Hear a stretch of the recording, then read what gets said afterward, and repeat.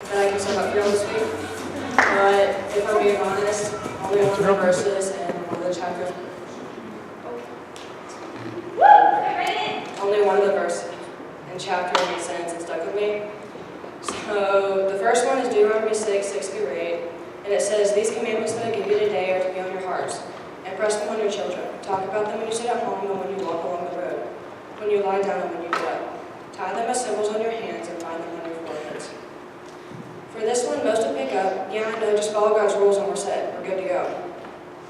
And while it is being stated and should be done, we can't be afraid to carry these commandments on our hearts outside of home and outside of this church. The commandment God gave us, His people, was to love our God wholeheartedly with all of our soul and all our strength.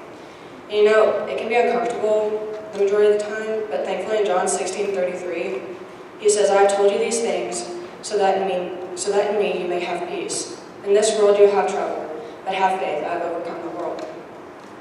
An example of this would be like at school, as Christians, we can be judged and shot down.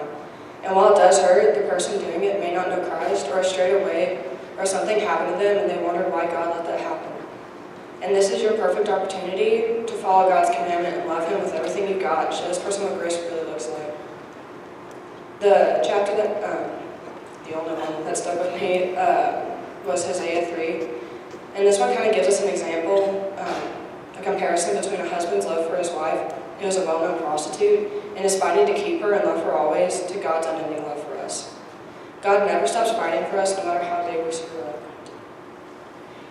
You could think you made the most unforgivable, permanent mistake on earth, such as drugs, harassment, self-harm.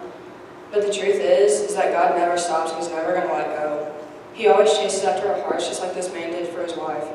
And I honestly find it a little bit ironic that this was an example, because it was a man and his wife, and God calls us His bride, like a couple who belong to each other.